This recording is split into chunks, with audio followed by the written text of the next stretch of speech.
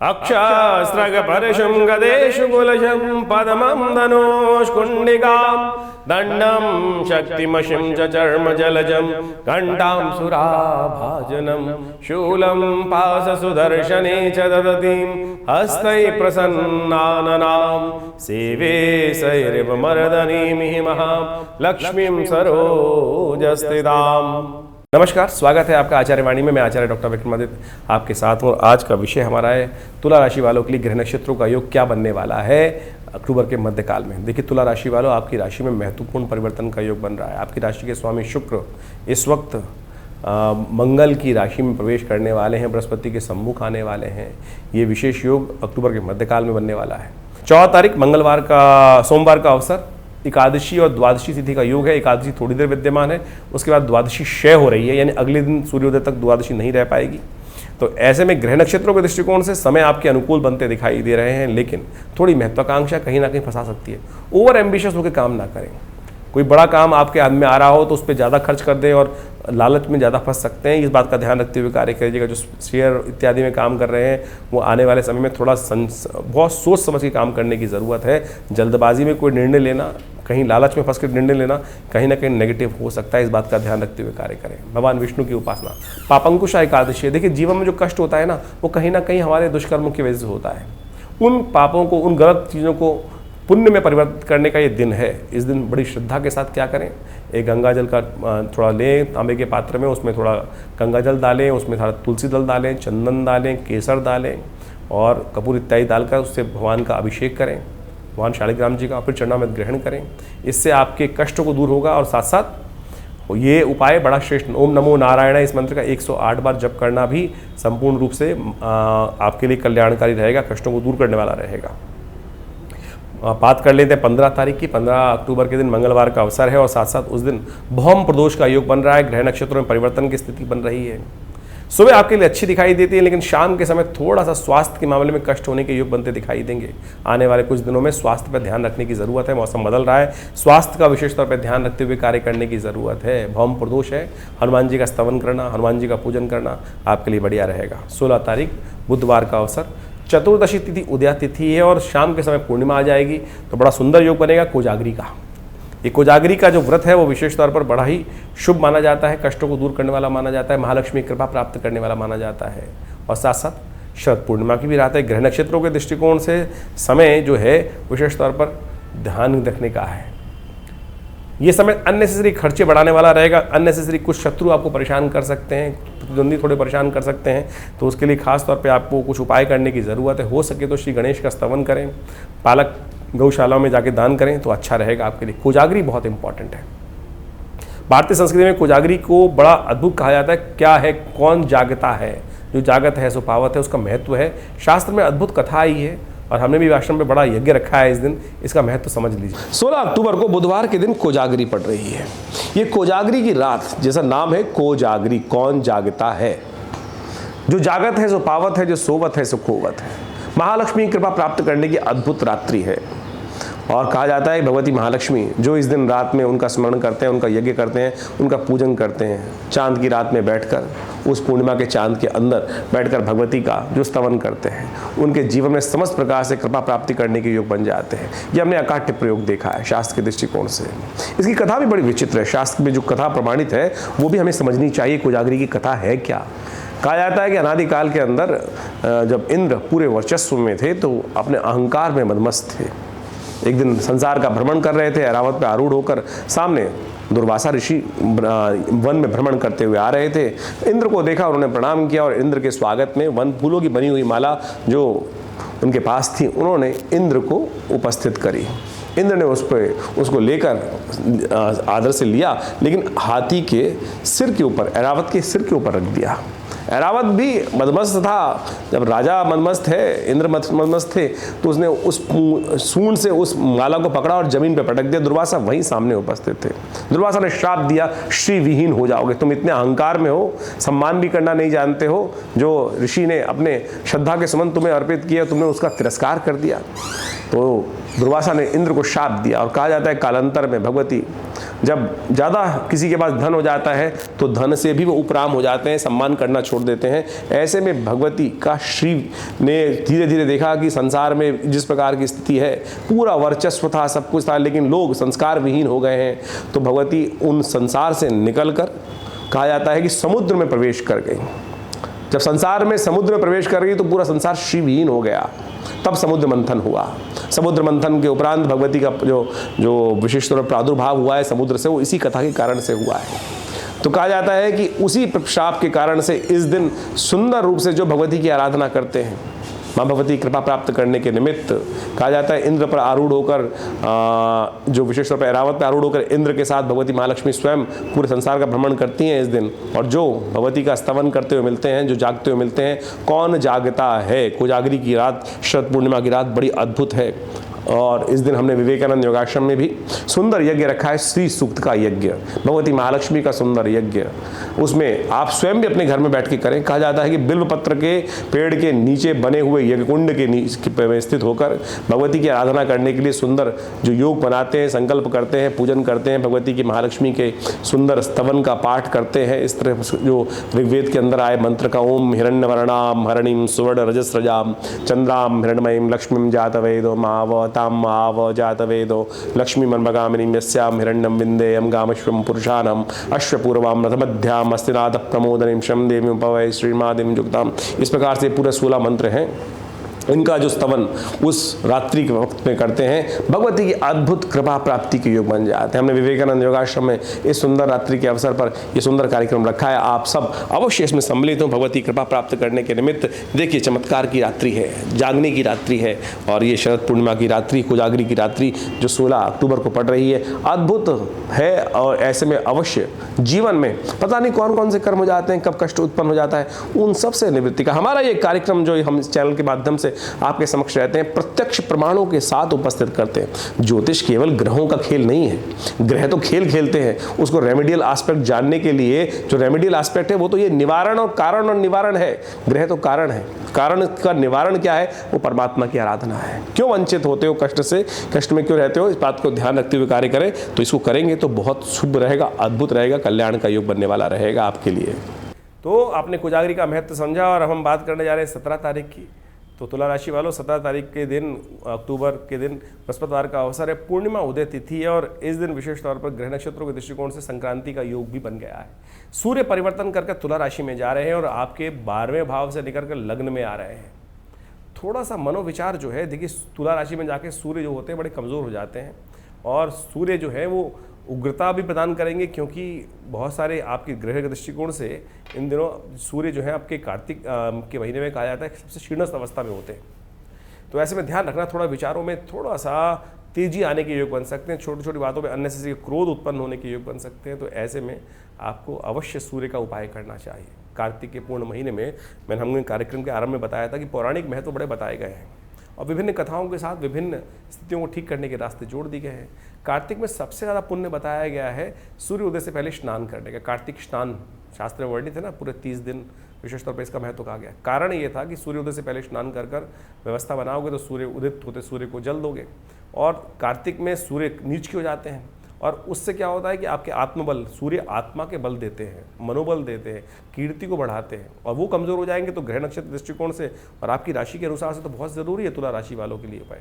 उदित होते सूर्य के समय पर गायत्री जप करते हुए उनको अवश्य जल अर्घ दें, या ओम गणेश सूर्य आदित्याय नमः इस मंत्र का जप करने का नित्यप्रति प्रयास करोगे तो ये सूर्य नेगेटिव नहीं होंगे और आपकी कीर्ति में 4 चांद लगाने के योग देंगे खासतौर पर। इसलिए शास्त्र में जो वर्णित प्रयोग है उनको सही रूप से समझने का हमें प्रयास करना चाहिए।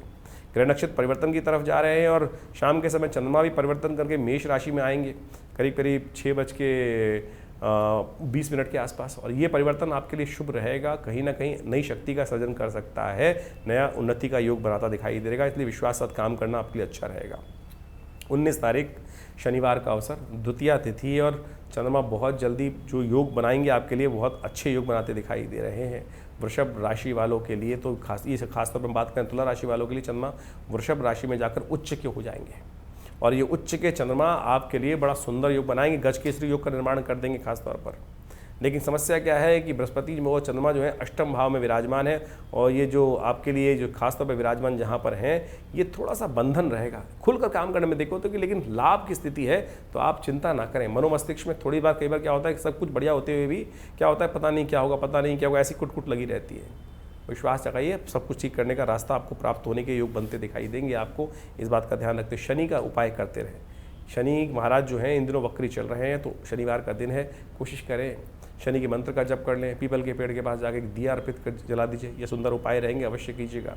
20 तारीख का दिन बड़ा अद्भुत है। इस दिन मंगल परिवर्तन की तरफ जा रहे हैं। मंगल कर्क राशि में प्रवेश करेंगे, और ये कर्क राशि में प्रवेश करा हुआ मंगल अच्छा नहीं है, कमज़ोर हो जाएंगे। देखिए सूर्य भी कमज़ोर नीच के, मंगल भी कमज़ोर अवस्था में, बृहस्पति वक्री, और साथ साथ शनि भी वक्री। ये सारे ग्रहों का योगा योग जो है पूरे विश्व में कहीं ना कहीं बहुत उठापटक का योग बनता दिखाई दे रहा है। बहुत सारे गलत लोग दुस्साहस गलत दिशा में करते दिखाई दे रहे हैं। तो ऐसे में ध्यान रखिएगा, अपने मानसिक तौर पर ठीक रखने का आपको प्रयास करें। करवा चौथ का दिन पड़ रहा है, ये विचारों को ठीक करने का दिन है, अशुभ को दूर करने का दिन है। जिस प्रकार से भारतीय संस्कृति में कहा गया है कि जो जीवन साथी है वो संकल्प कर कर व्रत कर कर हमारे जीवन को शुभ करने का योग बनाता है, तो ये भारतीय संस्कृति में संकल्प का ही चमत्कार दिखाता है ना। तो ऐसे में विशेष तौर पर किसी भी रूप में आप अवश्य चंद्रमा का पूजन करने का, ये चंद्रमा मन का कारक है। चतुर्थी जो है ना, मन के हारे हार है, मन के जीते जीत। तो ये ऐसा नहीं कि विवाहित भी, हर कोई इस दिन चंद्रमा का पूजन कर कर अपने मन पर विजय प्राप्त करने का योग बना सकता है। और विशेष तौर पर चंद्रमा को दूध से अर्घ थोड़ा दें, देखिए कृपा के योग बनेंगे। बुध इस दिन उदय होने जा रहे हैं, और ये आपके लिए बड़ा महत्वपूर्ण रहेगा। तुला राशि में लग्न में चलते हुए, आपकी राशि में चलते हुए बुध जो अस्त थे सूर्य के साथ कारण से, वो अब उदय हो जाएंगे, और वो आपके लिए पॉजिटिवता उत्पन्न करेंगे। ज्योतिष का ये जो प्रभाव है, ये गोचर का प्रभाव, ये आपने समझा। इस गोचर के प्रभाव के कारण से ही जीवन में कई प्रकार के योग बनते हैं।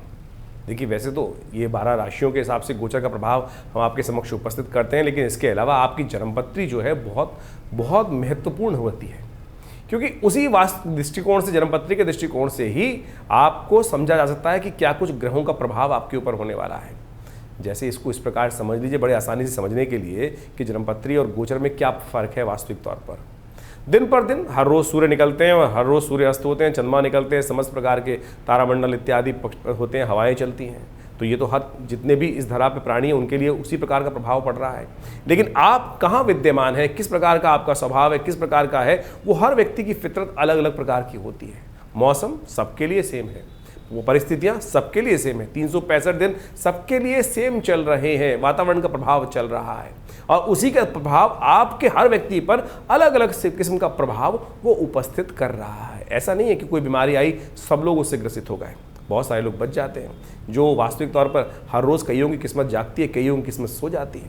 वो जबकि सूरज तो सेम निकला, हवाएं तो सेम चली, वातावरण की स्थिति भी सेम रही, एक घर में रहने वाले सभी लोग उसी प्रकार से हैं, लेकिन सबके लिए वातावरण सेम रहा, लेकिन परिवर्तन हर व्यक्ति के हिसाब से अलग अलग है। यही जन्मपत्री को समझने का तरीका है। तो गोचर का प्रभाव जिस प्रकार से नित्यप्रति ग्रहों का परिवर्तन हो रहा है वो सब पर पड़ रहा है, लेकिन हर व्यक्ति के हिसाब से अलग, क्योंकि वो परिस्थिति में, हर व्यक्ति अलग अलग परिस्थिति में है। उसको देखने के लिए, निष्कर्ष निकालने के लिए जन्मपत्री परम आवश्यक रहती है। आपके ग्रह नक्षत्र जन्म के समय पर किस प्रकार के थे, कौन सा कितना अकाउंट आप लेकर आए हैं भोग्य का, कितने प्रकार का भोग्य आपके जीवन में, भुक्त और भोग्य जो निकाला जाता है, क्या प्रभाव आपके जीवन में आने वाले समय में है ग्रह नक्षत्रों के दृष्टिकोण से, उसको समझने के लिए सबसे पहले अच्छे से चीज़ों को विवेचना करने की जरूरत पड़ती है, और वो सबसे महत्वपूर्ण रहेगा। जन्मपत्री का गोचर का प्रभाव तो ये केवल आपको आभास दे सकता है ये कुछ होने के योग है। बहुत सारे लोग बार बार प्रश्न कर लेते हैं कि 12 भागों में आप पूरे विश्व को कैसे विभाजित कर सकते हैं। देखिए उसका प्रभाव है ना, तो मैंने आपको समझाने का जो हमने प्रयास किया है उसको आप अच्छे से समझ सकते हैं। इसमें तर्क कुतर्क करने की खास कोई ज़रूरत नहीं है। तो जो समझना चाहते हैं वो इसका प्रभाव ले सकते हैं, जो समझना चाहें उसका लाभ लेना चाहें ज्योतिष की गणनाओं का, तो उनके जीवन में उसका प्रभाव वो स्वयं महसूस कर सकते हैं। तो हमने इसके ऊपर बहुत वृहद रूप से वर्णन करने का प्रयास किया है, और समय समय पर हम आपके समक्ष उपस्थित रहते हैं। और ज्योतिष को वास्तविक तौर पर हमें समझना चाहिए वैदिक दृष्टिकोण से, पौराणिक दृष्टिकोण से। हम अनेक प्रकार के उपाय अपने इस कार्यक्रम के माध्यम से आपके समक्ष रखते हैं, और प्रयास करते हैं कि सब पौराणिक मत के अनुसार से ही उसको आपके समक्ष उपस्थित करने का प्रयास करें। ऐसे नहीं कि टोटके कुछ ही बता दिए और टोटके अनुसार से। आज बड़ी विचित्र स्थिति है, हर कोई ज्योतिष के दृष्टिकोण से जो लोग उपस्थित हैं वो टोटकों के अंदर समस्त ज्योतिष को निपटा देना चाहते हैं, समस्त गणनाओं को निपटा देना चाहते हैं। और हमने पंचांग के साथ मिलाकर पंचांग के अंतर्गत जो विभिन्न त्यौहार है, विभिन्न प्रकार के उत्सव आते हैं भारतीय संस्कृति में, उनका महत्व किस कारण से हमारे ऋषि मुनियों ने रखा है, वो पौराणिक कथाएं क्या है, किस प्रकार से कार्य किया जाता है, तो ये सब आपको अच्छे समझने की ज़रूरत है, तब आप इसका पूर्ण लाभ ले सकते हैं। जैसे करवा चौथ इत्यादि, कोजागरी का व्रत विशेष तौर पर इन्हीं दिनों आने वाला है, इसी अक्टूबर के मध्यकाल में। ये सब बड़े महत्वपूर्ण हैं, ये इतने चमत्कारिक मुहूर्त हैं। यदि हम अपने उस चमत्कारिक विधि को, भारतीय संस्कृति में जो विधि बताई गई है उसको ढंग से कर लें तो आप सत्य माने विशेष तौर पर अद्भुत प्रकार से लाभ के योग बन जाएंगे, कष्टों को दूर करने के योग बन जाएंगे। कोजागरी का व्रत ऐसा ही चमत्कारिक व्रत है जो भारतीय संस्कृति में बताया गया है। हमने आपके समक्ष उसकी कथा भी उपस्थित करी।